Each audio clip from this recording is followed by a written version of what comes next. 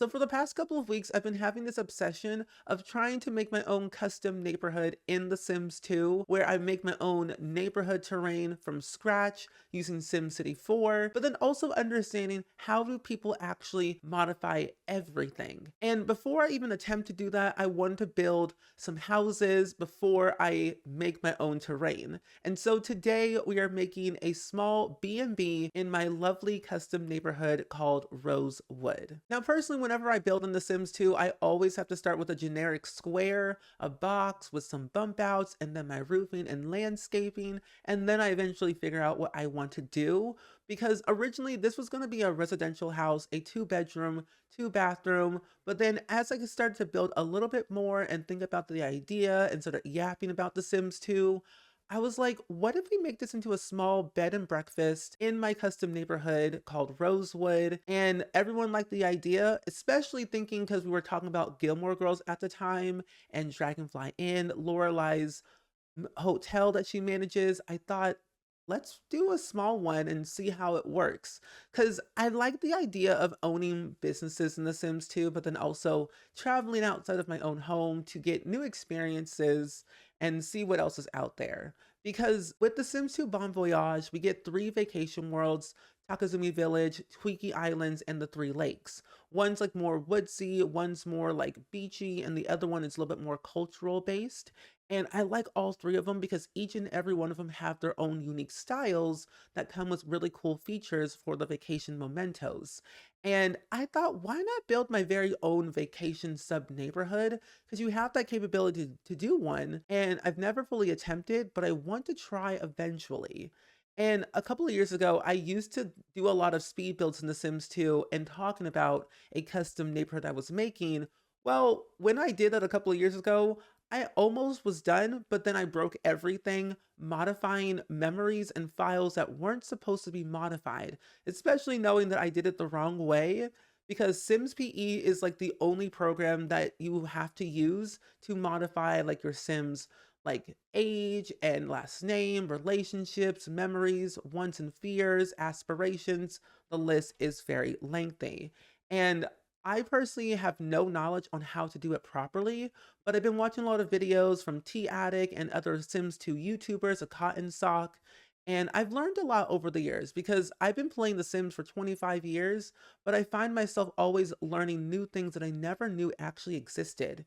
And a couple days ago, I found out there is a 2024 version of Sims PE. How is this possible? I mean, this program has not been updated since 2019, and I have the 2019 version, but I go on Tumblr and then I see 2024 version of Sims PE. It is absolutely wild. But it's like the Sims 2 community. I mean, I've been a part of it for many, many years since the 2011 of making YouTube videos. And the community is still alive and thriving and doing really great, modifying the game, adding in new mods, new gameplay features, objects, hairs, clothing.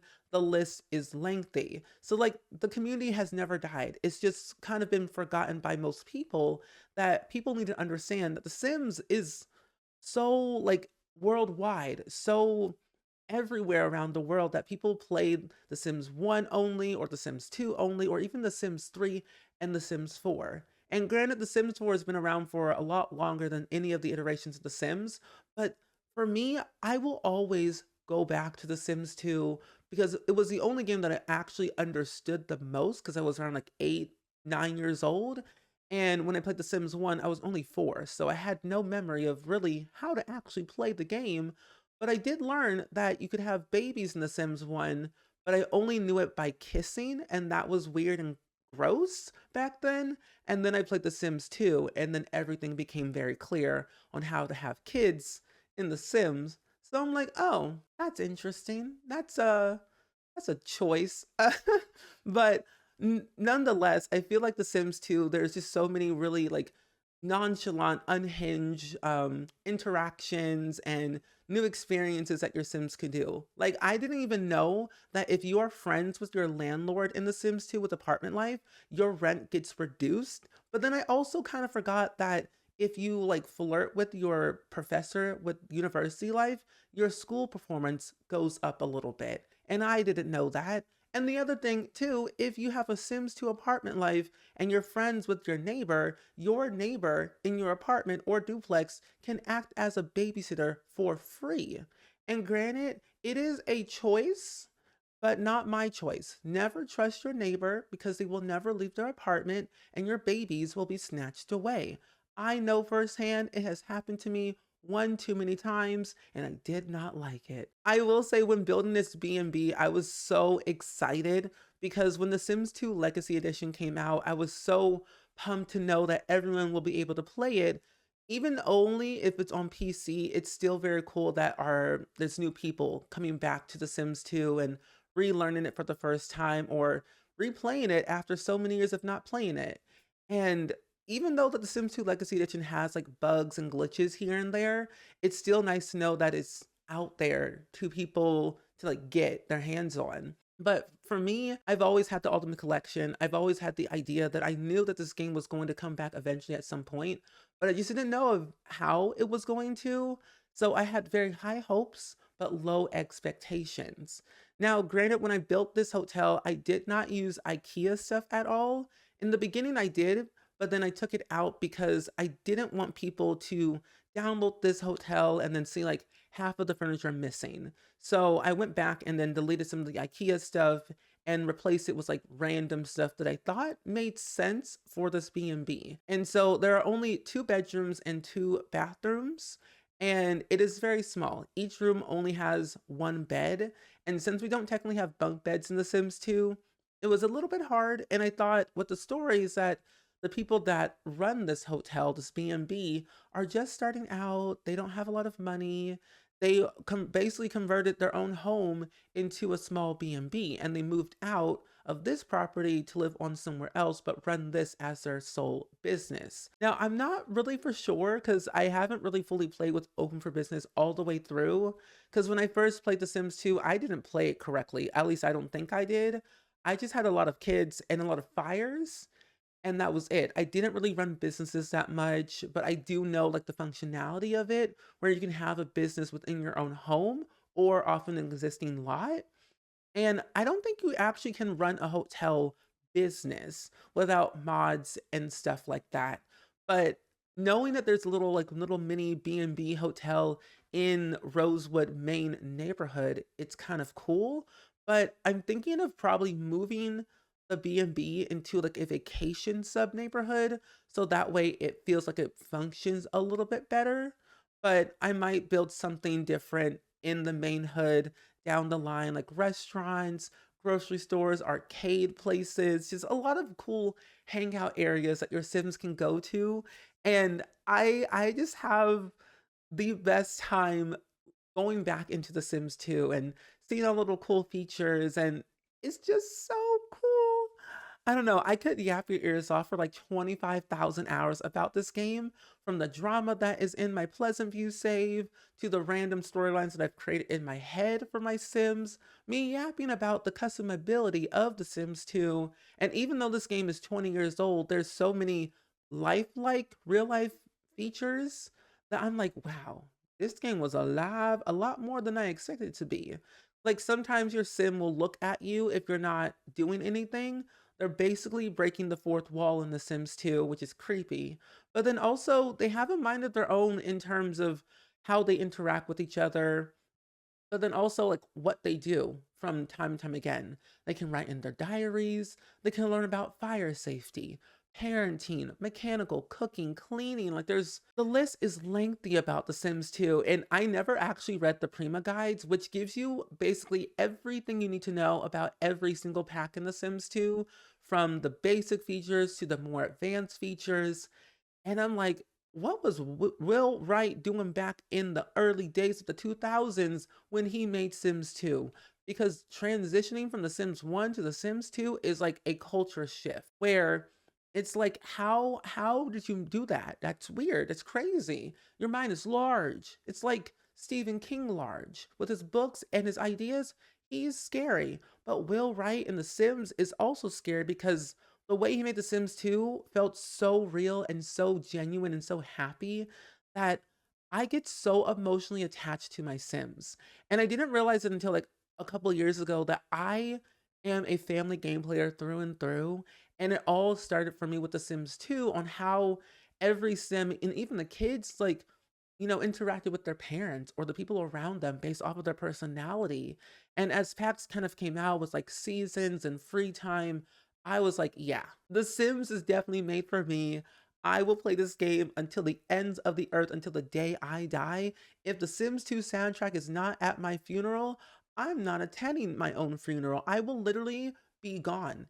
Empty casket. I'm not there. I'm still roaming around like Bella Goth. She got abducted and disappeared from Pleasant View and somehow is roaming around in Strange Town.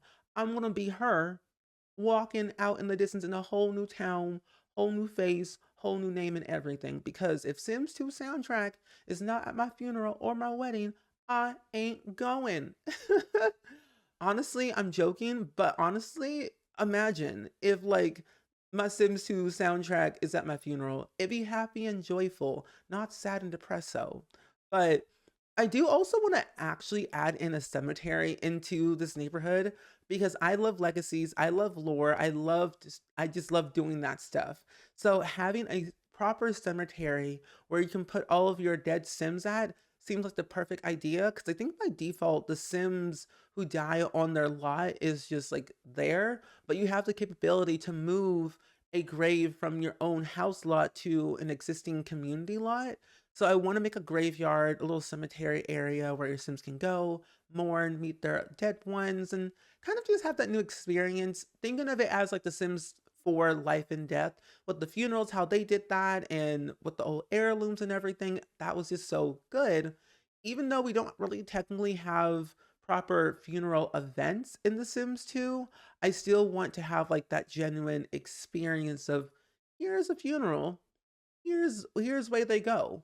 But I'm pretty sure there's probably a mod out there that adds in like a funeral event because you can technically throw parties like weddings and house parties and golden anniversary parties. Like there's so many parties you can do, but I wonder if there's actually a funeral event. If there is, I'm going to look it up and probably do some type of like mod review at some point.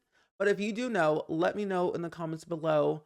But with that being said, let's go ahead and go into the game and check out this lovely B&B called Rosewood B&B. So now that we're in the game, this is my hotel, the Rosewood B&B. And of course I had to make the walls yellow. Yellow is my favorite color if you don't know at this point. But I wanted to go with something very nice, simple, and easy. It's 2 stories, 2 bedrooms, 2 bathrooms, or I guess technically 2 hotel rooms with the bathroom, and it's utilizing all the packs except IKEA stuff because I know the Legacy Edition does not have IKEA stuff, and if you have the Legacy Edition and you downloaded a house with IKEA stuff, that stuff would disappear. But if you want to know how to download houses, I have a video that I made a couple days ago and I will link that video down below. But essentially for the lovely tour, I really am in love on how I built this because I did this on stream without the idea of knowing what I wanted to build, but I'm really glad that I did something small and easy. And for this hotel, there's a lot of amenities that you can like utilize. I mean, there's painting, there's a telescope, gardening. You have a little bar area over here where you can go get some food. And this is actually the lumberjack one that you go at the 3 lakes. So I'm pretty sure that this one will serve like pancakes and like 2 other dishes that I can't remember. But essentially, if you wanted breakfast, you can come out here, order some food, and eat at these stalls. But then also with hotels, you can order room service, which is also another added benefit. Now, there are some tables out here with some lights during the nighttime. There's an in-ground hot tub, a little basketball court on the backside over here, and then I put one all the way over here in the front part of the venue. But I wanted to make sure your Sims had a lot of things to do, but also giving your Sims a chance to explore outside of the hotel if they wanted to travel to whatever, helicopter excursion, parasailing, whatever, because you can do that with the Sims 2 Bon Voyage. There's like a tour guide that comes here and spawns at, and I never really took advantage of all of them.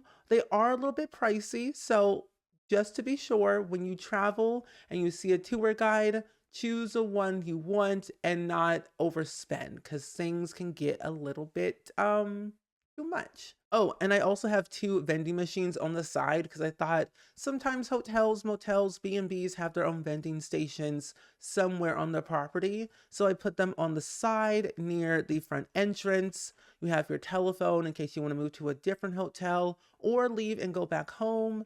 We have a little trash bin, a little bench over here. But as for the inside, we do have the main check-in area. And it is a very small B&B. And I mentioned in the speed build is that I was mentioning how this was originally a residential, and then Sims who lived here moved out, but then converted their old home into a very small B&B business. And I wanted to keep it very, quaint and nice. So we have a little check-in desk over here. We have a fish tank, clothing rack. We have some plants, some nice little pictures on the wall that I thought this signifies people that have stayed here in the past or have gotten married and they wrote their name on this board to say, I really like this B&B. You should stay here too. Like little messages that I thought would be really cute. We have a little seating, a little heater over here, a bookcase. I did add in a small little office area because I thought Sims that might stay here can go do, homework or write books or whatever. But then I also thought about only having employees use this office because it's behind the check-in desk. But then technically any Sim can use it unless you lock the doors when you play the game yourself. But then over here, we have a little kitchen, and I can't fully remember because I don't play in hotels a lot in The Sims 2. I tend to buy my own vacation home because we have that capability in the game with Bon Voyage. And I can't fully remember if you don't really need a kitchen or not for a hotel, but I added one in because I was inspired by the Dragonfly Inn from Gilmore Girls, and there is a kitchen in that inn. And it just seemed kind of nice just to have one. So it is very small, very quaint. And if you did want to change this to a residential lot and utilize it for yourself or your own Sim families, you actually can. So if you want to change the lot zoning, you have to type in Control-Shift-C and then change lot zoning and then type in residential in the cheat bar, and then it'll convert to a residential lot. You'll have to like save your game and go back into neighborhood view and come back in, and then you'll have those changes for residential, community, hotels. The list is very lengthy, but I will link down below to the cheat guide that The Sims provided of all the cheat codes for The Sims 2. But for the upstairs, we do have the main two bedrooms. We have the first hotel room over here. Not a lot going on, very small. I originally was going to add in like a little mini fridge in the corner, but I feel like having a mini fridge was not the style that I wanted for this B&B. So your Sims can just go ahead and go onto the phone over here on the wall and call up room service, and the room service will deliver it to their table, and they can eat like cereal, pretty much whatever is on the menu. I think the menu for the hotels are very endless, so you get to choose what you want, but the prices are a little bit high, so just so you know, don't break the bank. But we have a little phone, a little dresser, a bed, and an alarm clock. So when staying here, essentially couples can't really stay here. It's mainly only for like single Sims. But eventually, if you do download this hotel, you can change the walls, you can change the beds however you want to have a double bed. But for me in mind, I thought single Sims or people who are coming from across the water or backpacking or just doing whatever and wanted to stay somewhere close, but not something too expensive, they could stay here. So one bed over here and then another bed over here. This one's a little bit more smaller than this one because this one's more like a rectangle and this is more of a square. But you still have like the same stuff. You have like your table, your alarm clock, your phone, and even your wardrobe as well. And each bedroom comes with both bathrooms. This bathroom's a little bit more bigger, and then this bathroom's a little bit smaller. But when you think about it, they're kind of like the same size, but different orientations of the layout. But I wanted to make sure the bathrooms had everything you needed. Shower tub combo, a sink with a mirror and medicine cabinet, a toilet, and just no random towels and plants, just to kind of give you something. But I really, really love this hotel. I'm glad that I built this. It didn't take me that long to do because when I build on The Sims 2, I tend to build very quickly and I kind of know what I want. but I tend to play around and yeah, until I figure out what I really need. But essentially, this is the entire build. I'm glad I did what I did. If you do want to download it, I will put all the links down below, along with the video that I did on how to download houses for The Sims 2 Legacy Edition, Ultimate Collection, and the CD version with using the Sims 2 Pack Clean installer. But either way, I do hope you all enjoyed it. Let me know down in the comments below, as always, of what you thought of today's speed build. Let me know what you want to see next in The Sims 2, because I will record it and I will upload it eventually soon. But nonetheless, go ahead and like, comment, and subscribe, and I will see you all next time. Bye!